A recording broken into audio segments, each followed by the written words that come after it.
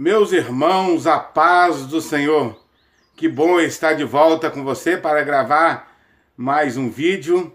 Nós estamos falando sobre os profetas menores. Nós já falamos sobre o profeta Oséias, o profeta do amor divino. E nesse vídeo vamos falar para você um pouquinho sobre Joel, o profeta do juízo divino. Antes eu gostaria de agradecer a você que tem acompanhado aí os meus vídeos. Muito obrigado. Que Deus abençoe você, que Deus abençoe a sua casa. Eu espero que esse conteúdo tenha edificado a sua vida, edificado o seu ministério e lhe dado algum subsídio, algum suporte para você melhor servir ao Senhor nosso Deus. Portanto, que Deus abençoe você. Nesse conteúdo nós vamos falar um pouquinho sobre o profeta Joel. O nome Joel significa o Senhor é Deus. O profeta Joel, ele era filho de Petuel, conforme a informação bíblica do primeiro capítulo, versículo 1, ele era filho de Petuel.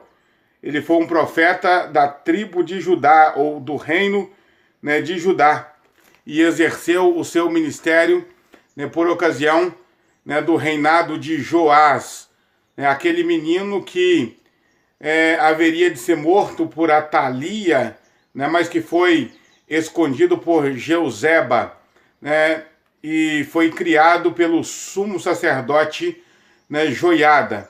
Esse menino ele começou a reinar com 5 anos de idade, e é claro, quem coordenava, quem fazia todo o trabalho real era o sumo sacerdote Joiada.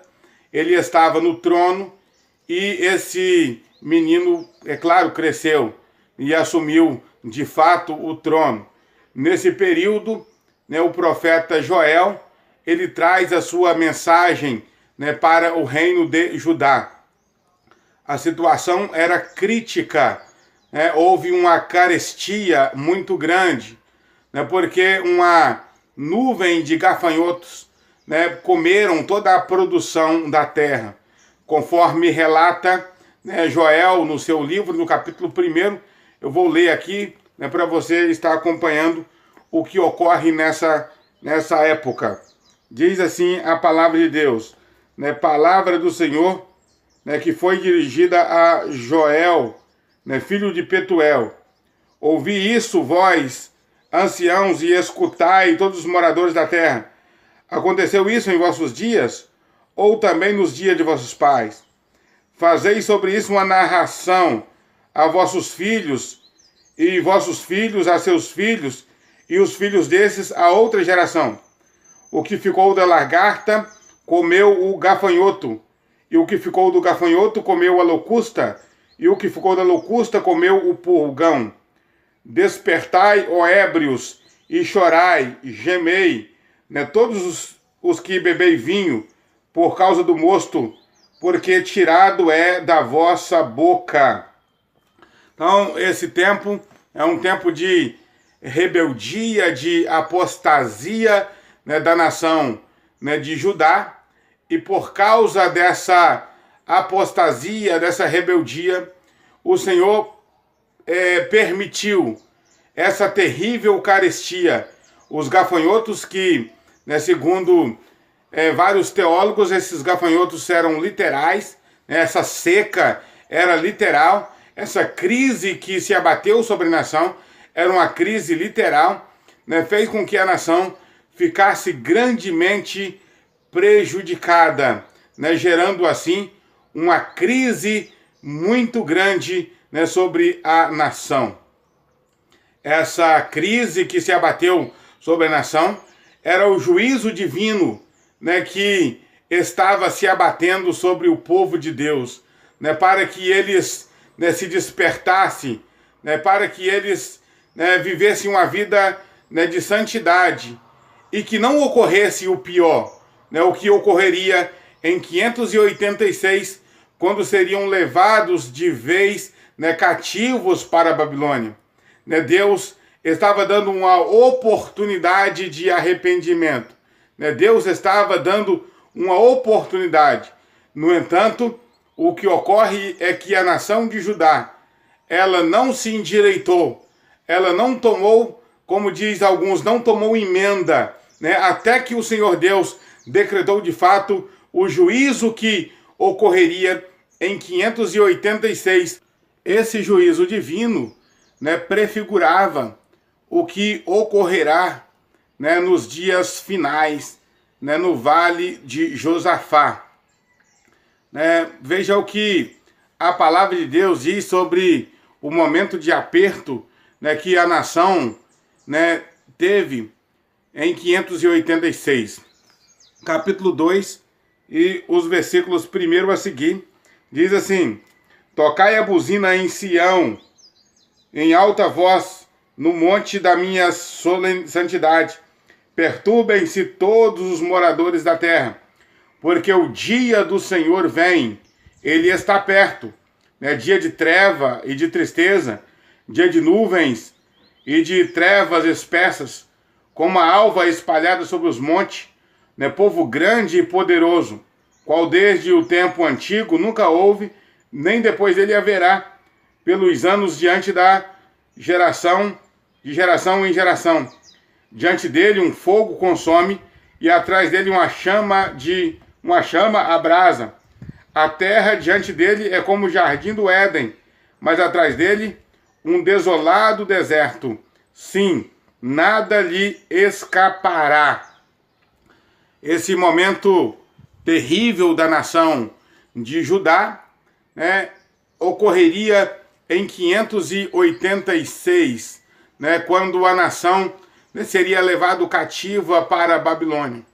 No entanto, o pior estaria para vir, ou o pior estará para vir, quando a nação estiver cercada no vale de Jezreel, ou no vale de Josafá, também chamado aqui em Joel de Vale da Decisão. É o que o profeta diz, multidões e multidões no Vale da Decisão, porque o dia do Senhor está perto. O dia do Senhor é o dia em que as nações se congregarem, no Vale do Armagedon, para lutar contra Josafá. Esse dia será um dia de grande aperto, e cumpre-se o que está escrito aqui no capítulo 2. Será dia de treva, dia de trevas espessas, dia de assolação. Quando o povo de Israel estiver cercado no Vale da Decisão, quando tiverem a necessidade de clamar ao Senhor por um livramento. Por tudo isso, o livro de Joel, ele pode muito bem ser chamado de o livro do juízo divino. O profeta Joel pode ser chamado de o profeta do juízo divino. Mas é interessante também que Joel, ele não aponta somente para juízo e para castigo. Ele aponta para o derramamento do Espírito também. No capítulo 2 de Joel, a partir do versículo 28, ele fala sobre o derramamento do Espírito. Nos últimos dias, diz o Senhor, derramarei o meu Espírito sobre toda a carne. Eu vou estar lendo aqui, para a gente ter uma melhor compreensão. Capítulo 2, versículo 28 a seguir. Diz assim a palavra de Deus: e há de ser que depois derramarei o meu Espírito sobre toda a carne, e vossos filhos e vossas filhas profetizarão, e vossos velhos terão sonhos, e vossos velhos terão visões, e também sobre os meus servos e as servas, naqueles dias derramarei o meu Espírito, e mostrarei prodígios no céu e na terra, sangue, fogo e coluna de fumaça. O sol se converterá em trevas e a lua em sangue, antes que venha o grande e terrível dia do Senhor. E há de ser que todo aquele que invocar o nome do Senhor será salvo, porque no monte de Sião e em Jerusalém haverá livramento, como o Senhor tem dito, e nos restantes que o Senhor chamar. Então o profeta Joel, nesse texto, ele toca no assunto interessante que é o derramamento do Espírito. O derramamento do Espírito que começa nessa era, né, a era da igreja, e que culminará, o que terá o seu ápice, né, com o milênio, quando o Senhor derramar o seu Espírito, né, sobre toda a carne de fato. No Pentecoste, quando os discípulos foram cheios do Espírito Santo e interrogados, indagados, né, pelas multidões, pelos povos que ali estavam, sobre o que estava de fato acontecendo, o apóstolo Pedro, cheio do Espírito Santo, diz, né, esse povo não está cheio de mosto, ou não estão embriagados à terceira hora do dia, como vocês pensam. Isso é o que diz o profeta Joel, que nos últimos dias o Senhor derramaria do seu Espírito sobre toda a carne. Agora eu te pergunto, o profeta Joel diz que Deus derramaria do seu Espírito? Não, o texto é claro. E há de ser que naqueles dias, ou nos últimos dias, derramarei o meu Espírito. Então o que ocorre em Joel, né, é que em Joel o Senhor fala, né, de um derramamento pleno, né, que será no milênio, quando toda a terra se encherá do conhecimento do Senhor.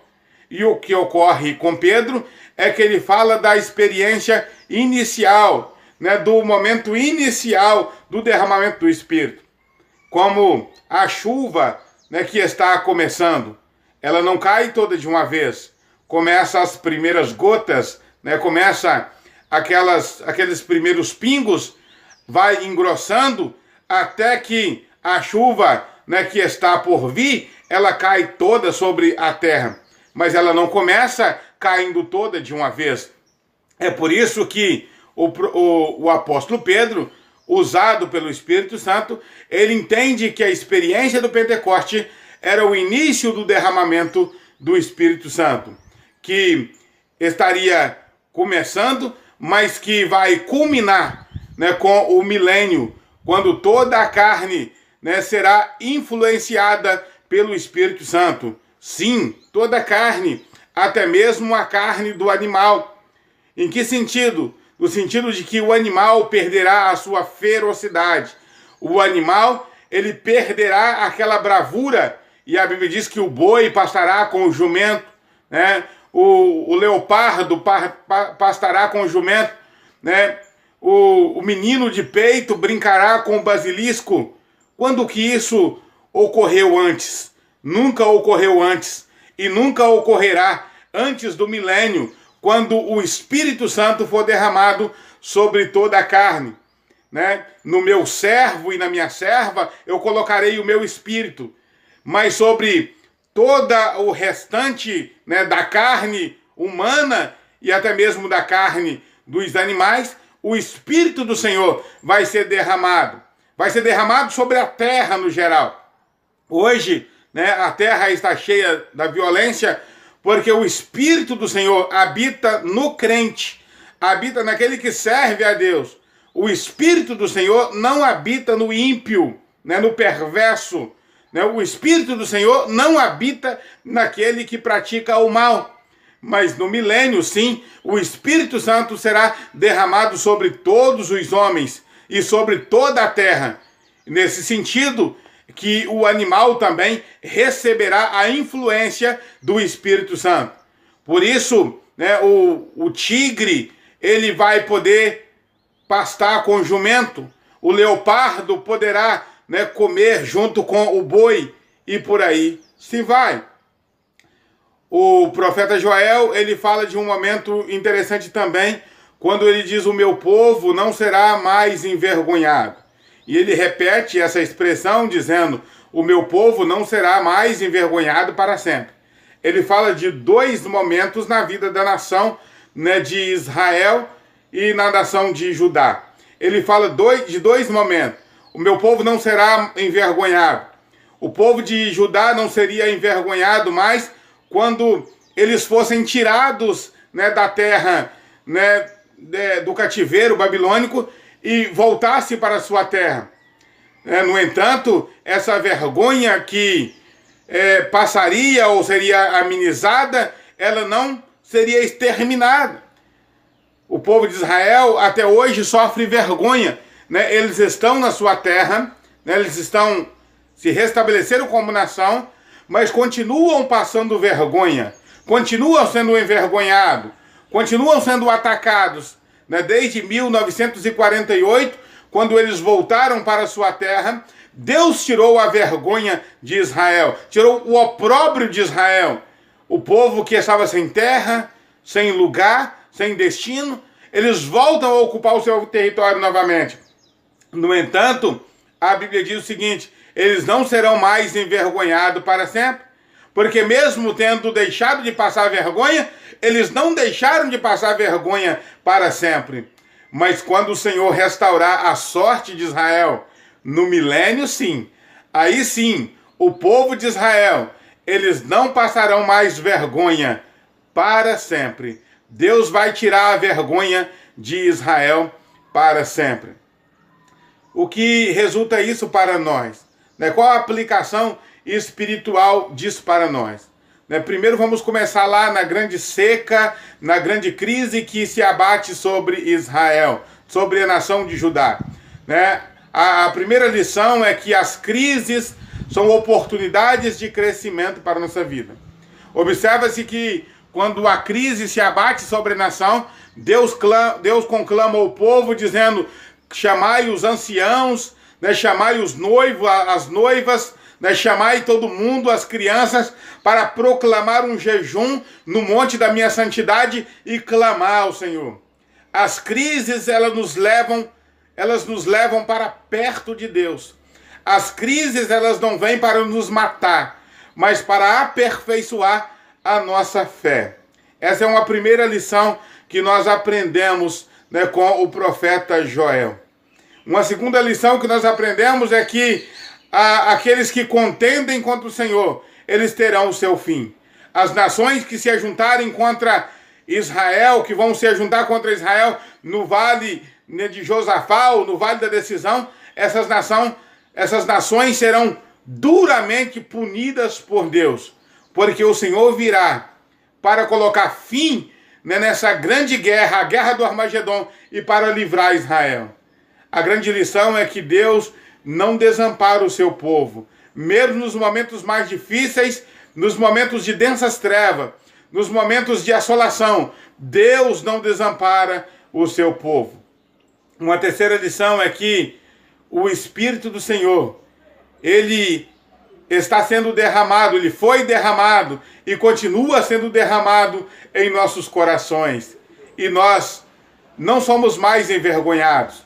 O Senhor tirou a nossa vergonha. A vergonha do pecado que estava sobre nós, Ele tirou. Mas acontecerá um dia em que nós seremos tirados da terra e nós não seremos mais envergonhados para sempre. Nunca mais nós sofreremos vergonha. Nós fomos livres da vergonha, da culpa do pecado, mas ainda estamos sujeitos à vergonha. Ainda nós somos humilhados. Ainda as pessoas se levantam contra nós. O império do mal se levanta contra nós. Ainda tentam nos envergonhar e algumas vezes nos envergonham. Mas chegará o dia em que a igreja do Senhor será arrebatada e nós não seremos mais envergonhados para sempre.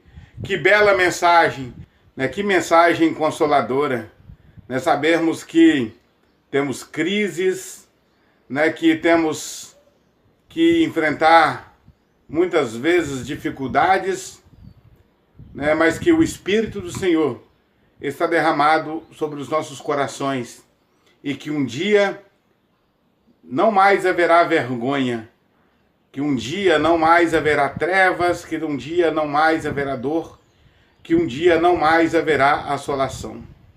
Portanto, que Deus abençoe você, que Deus abençoe a sua casa, né? Que esse conteúdo seja de grande relevância, né, para a sua vida. Até um próximo vídeo, né, se Deus quiser. Se você gostou desse vídeo, deixa o seu like e também comente sobre ele. Se você gostou do conteúdo, se inscreva em nosso canal. Você também pode ver outros vídeos que aparecem aí na sua tela. Que Deus abençoe você.